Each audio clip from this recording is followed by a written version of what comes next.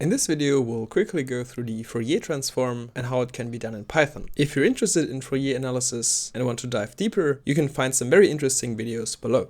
So the core idea is that we have some formula, and so what the Fourier transform does is that it transforms a signal into sinusoids with different frequencies, amplitudes, and phases. And so if we were to add these sinusoids back together, we would get our original signal. And this decomposition has lots of applications. For example, we can filter out certain frequencies, or we can use it to create our spectrogram that we saw before. Besides that, the Fourier transform is also used in compression of images and also for efficient convolution in neural networks. And so what we have here is the equation for the discrete Fourier transform. And it has to be discrete because the continuous Fourier transform is not that suited for computers since they store their data in discrete ways. And what's very convenient about the Fourier transform is that if we have a signal of length n, then this signal can be transformed into n sinusoids without losing any information.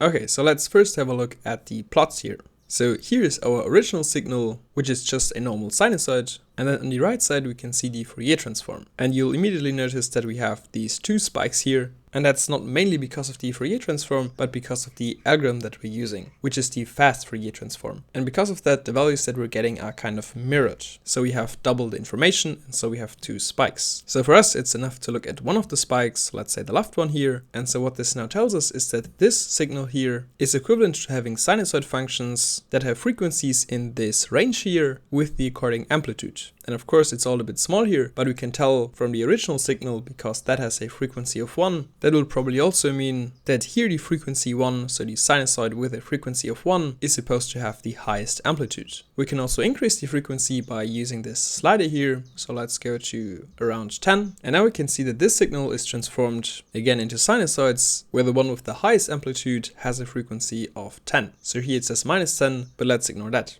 We can also add another sinus function to our signal. So now we can see we have this lower frequency, but also this higher frequency in our signal. And this is also recognized by the Fourier transform. So now we have a peak here at a lower frequency and a peak here at a higher frequency. We can add even more things to our signal, and this can then also be seen in our Fourier transform. Okay, so now let's have a look at the code.